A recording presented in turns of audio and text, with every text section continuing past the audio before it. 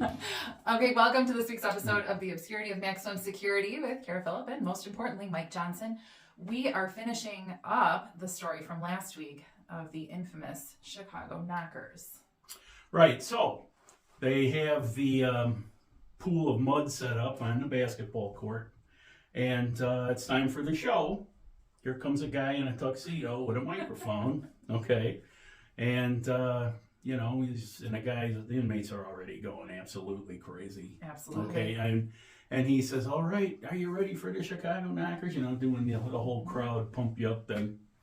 So, I think he introduced the first two ladies by name, but I can't. It's been over 40 years, and I'm getting old. But so they came out, and the Chicago Knockers wore like one-piece swimsuits.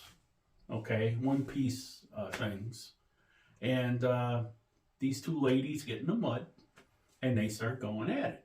So they're wrestling around in there and everything, and I remember at the time I was thinking of John Candy in the movie Stripes when they, but because I do have a strange sense of humor. But anyway, they're wrestling in the mud. Inmates are going absolutely out of their gourds, yelling, screaming, and we're hey.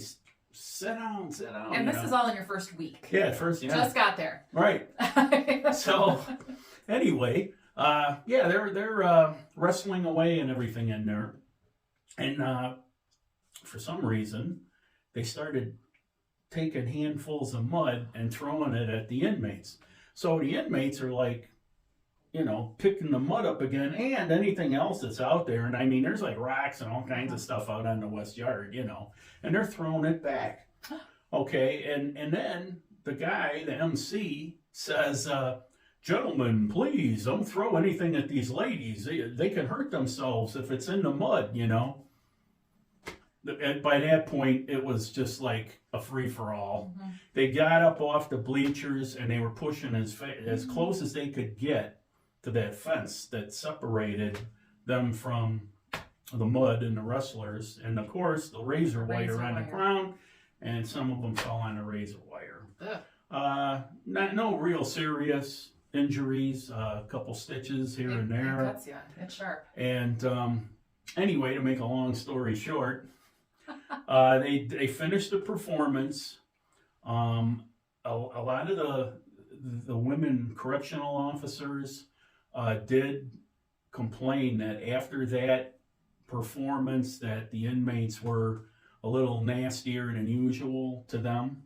They were saying, and it made the news nationwide. It got picked up, by, what was that back then, UP, United Press, or AP. AP, it's still the AP. Yeah, and, you can go in and Google it, and there were newspapers coast to coast that ran the story about the Chicago Knockers mud wrestling team, and they all pretty much said the same thing. What were they thinking of? So, but I read some of the articles, and one of them talked about disciplinary, grievances went down 80 to 90%. And then I was like, was it literally just during the performance? Where they try? So grievances went down, visits to the hospital went down, and in the article they say, like, I think it was maybe the assistant warden, somebody said in the article, they're looking at doing this at other state prisons. And I don't know what happened. But I think it didn't continue happening. Well, they never came back to Joliet, and I was there almost 15 years after that. But so anyway, the performance was over, and like I said, it made the news nationwide. Oh, a lot of people, I think, in the public were like, okay, is this what our tax dollars are paying for? But actually, I'm pretty sure it was the Inmate Benefit Fund. One of the articles said that too. It was $2,000, and it was from the Inmate Benefit Fund from their commissary. Right. Like, they raised the money. But there was, in this all from the articles, there was apparently just a month or two prior to that, the prison and tax dollars did pay for a little bit of a XXX show to be run through closed circuit TV, and everybody got wind of that, and that was tax dollars, and that was, so it was some pornography, as stated in the article, run through the prison. Yeah. So everybody really, that was because this was the first week, so that was a month or two prior, And so that everybody was really bothered that now the Chicago Knockers, because it was a story, I guess, like everybody knew about this. Mm-hmm. It was in the news also. So everybody was really upset that they would be there.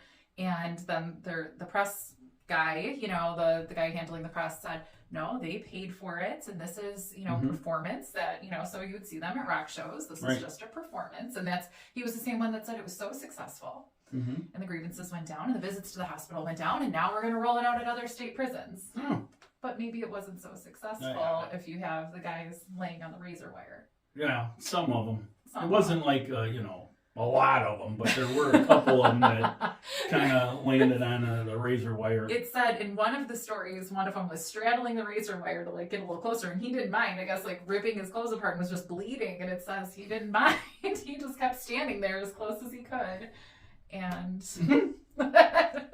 yeah. And what else are you doing? That's and I just remember we were yelling, get back, sit down. And then these women, they're just going to a performance, and they did say in the article too, they report that this audience was less rowdy than a typical audience. Yeah. But to me, it would be so interesting if these women still, are around, to hear their perspective, how you're in the middle of a prison inside of these walls, razor wire around you, and all of these inmates are crushing inward, not bothered by the razor wire. Right. What did that feel like? And the inmate benefit fund, like you mentioned, what funded it, like commissary purchases, but also the Lifers organization used to have things where they could make a little profit and generate money for the inmate benefit fund, which also paid for other things like, I think, I'm not sure, but I think like the movies and things like that, which we'll talk about another time.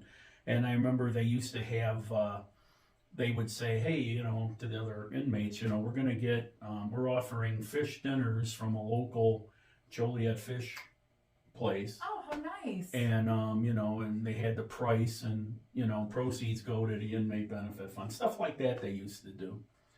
Just, it's a whole world in there. Its own city just running in its whole, its own community. And so anyway, after that happened, we still had 2 days left of orientation week. And, we had some more informational stuff in classes, little history, I remember, and I still have the little pamphlet they gave us, and